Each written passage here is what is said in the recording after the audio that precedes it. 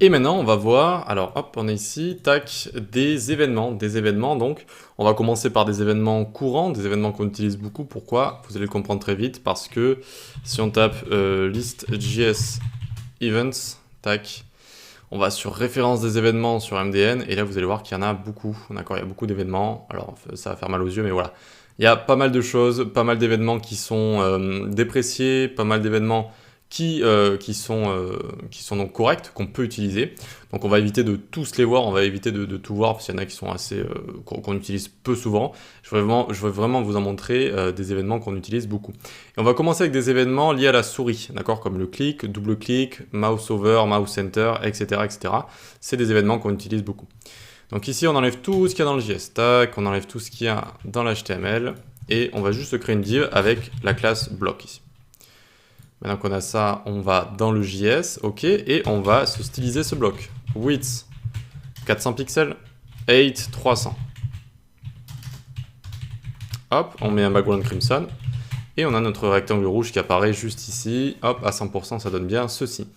On peut attaquer avec le premier événement. D'abord, on va le prendre donc dans une constante, const block est égal, document.get query selector, tac, et on va prendre notre bloc ici. C'est vraiment le plus pratique, un query selector dans 90% des cas. Ou query selector all si vous voulez sélectionner plusieurs éléments. Donc, on est à l'écoute d'un événement sur ce bloc. Add event listener, clic. C'est le premier, enfin c'est le premier. C'est celui qu'on a le plus vu et c'est celui qui est le plus utilisé, c'est vraiment clic, donc on commence par celui-là. Et ici, en second argument, on passe une fonction, mais on peut du coup passer une fonction fléchée comme ça. D'accord? On peut directement passer une fonction fléchée, il n'y a aucun problème avec ça. Voilà. Donc, une fois qu'on a ça, on va loguer clicked. Tac, dès qu'on clique sur ce bloc. Et hop, on voit que ça fonctionne bien ici. Donc l'événement clic, on l'avait déjà vu, hein, c'est voilà, juste un petit événement de clic. Ce qu'il faut savoir avec les événements, c'est qu'on peut mettre un argument ici, on peut passer un argument. Donc il y a un paramètre qui est déjà prévu. Et donc dès qu'on passe quelque chose ici, ça va être les propriétés de l'événement. Les propriétés de l'événement qui vont nous être données donc par la méthode ici. Et je peux y accéder comme ça, regardez. Hop, je clique, tac. Et on a bien ici, par exemple, donc avec le clic, eh bien on peut voir où est-ce que j'ai cliqué. Et on peut voir tout un tas de petites propriétés comme ça. Donc ça va être les propriétés de l'événement. C'est pas obligé de mettre E. Souvent on met E, on met soit event aussi. Mais on peut vraiment mettre ce qu'on veut. Hein. C'est vraiment ce qui est fourni par la méthode. C'est-à-dire dans le paramètre ici, elle fournit les événements, je vais y arriver, les propriétés de l'événement. D'accord? Donc elle a un paramètre et donc on le fournit un argument ici. Et ça nous donne les propriétés d'un événement. Et donc l'événement clic ici.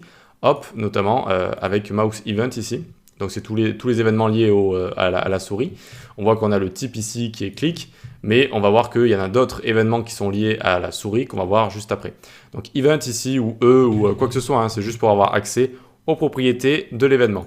Donc clic ici, très bien. Ensuite, on a double clic aussi, dbl clic, alors dbl clic comme ça, dbl clic, hop, et si je clique une fois, hop, hop, hop, rien ne se passe, mais deux fois dans un intervalle très court, et ça m'envoie bien ici les données directement, donc les propriétés de l'événement. Ok, donc ça c'est double clic. Ensuite on va avoir mouse down et mouse up. Mouse down, tac. Ici on va marquer déclencher plutôt. Déclencher. Et donc mouse down c'est dès que j'appuie sur la souris. Vous voyez, déclencher. Et on a l'inverse, c'est mouse up. C'est dès que... Donc là je suis appuyé. Là, je suis appuyé et je relâche la souris et c'est déclenché ici. Mouse up dès que je relâche la souris. Donc ça, c'est assez intéressant quand on va faire du drag and drop, donc du glisser-déposer. C'est assez intéressant, mouse up, mouse down, ce genre de choses pour faire des animations, des interactions, etc., etc. Ensuite, donc, de ces dons-là, on va avoir mouse enter. Mouse enter. Et donc, regardez, hop, dès que je rentre dedans, ça se déclenche. Je rentre, tac, tac, tac, ça se déclenche comme ça, d'accord, dès que je rentre dedans. On a également mouse leave. Mouse leave, vous l'aurez compris. Là, je suis rentré, je le quitte, ça se déclenche. Voilà. On a mouse over et mouse move. Alors, il y a une différence. Mouse over, c'est dès que je vais me mettre à le survoler. D'accord? Et donc, hop, ça l'a déclenché. Déclenché, d'accord? C'est dès que je le survole. Et on a un qui est assez intéressant qui est mouse move. Mouse move, lui, ça va vraiment se déclencher tout le temps dès que je survole. Vous voyez? Ça fait que le déclencher. Là, j'ai déclenché 1007 fois, par exemple. OK? Et donc, ce qu'il y a de fun à faire, c'est de créer ici let pose x, et on le fait démarrer à 0, et pose y également, tac. Donc ici, on va juste faire un H1, on le laisse vide pour l'instant, et dans ce H1, on va écrire les positions, là, donc les coordonnées de notre souris. Donc ici, on a les deux positions, très bien. Hop, on prend l'événement qui est juste ici, et d'ailleurs, on peut le loguer. On va le loguer, vous allez voir donc la position de notre souris. Regardez, vous voyez que ça change tout le temps. Pourquoi ça change tout le temps? Parce que, regardez, dès qu'on le undock ici, on dézoome, on actualise, et regardez, ça s'écrit plein de fois, et oui, parce qu'à chaque fois que je déclenche l'événement, ça va m'envoyer les coordonnées ici.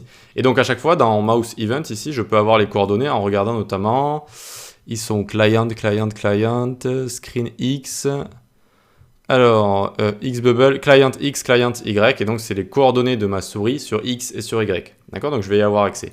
Qu'est-ce qu'on peut faire maintenant? À chaque fois qu'on déclenche cet événement, on donne à pose X est égal event.client X. Et l'inverse également. Ok? Donc ça, on remplit les variables directement avec ces valeurs. Les valeurs sont les propriétés de l'événement.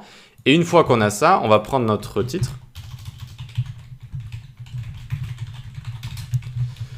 Const titre est égal document.querySelector, on prend notre H1. Hop. Et maintenant, on a appris à le faire. On peut faire, par exemple, titre.innerText est égal, on ouvre les backticks ici, vu qu'on va mettre du texte plus des expressions JS.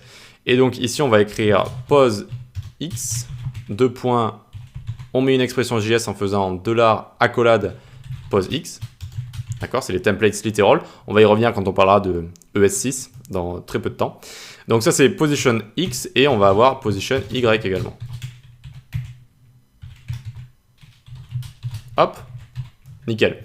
Donc pour l'instant, il n'y a rien. Et attention, tac, vous voyez que j'ai bien les positions maintenant sur x et sur y. Ce qu'on aurait pu faire dès le départ également, c'est faire ceci, hop, et remplir notre H1. Et ici, on met 0 et 0, on fait démarrer à 0. Hop, 0 et 0 ici. Ok, donc on voit que ça démarre à 0. Et hop, c'est dynamique, c'est bon, avec notre JavaScript, ça va changer comme ça. Et donc vous voyez que les coordonnées, en fait, en haut à droite, c'est mon 0, 0 sur x et sur y. Si je me déplace de gauche à droite, j'augmente plutôt mon x, d'accord, 332 ici et y 2. Et si je me déplace de haut en bas, j'augmente le y comme ça. Vous voyez comment les événements peuvent être utiles? Ça peut déclencher des animations, des interactions, des fonctionnalités. Et on peut aussi se servir de leurs événements et notamment des propriétés de leurs événements avec ce qui est proposé ici, d'accord, les propriétés de l'événement directement, avec le paramètre event, mais on peut l'appeler comme on veut, et donc les utiliser pour faire toutes sortes de calculs, toutes sortes de choses comme ça. Ok? Allez, on en découvre d'autres par la suite.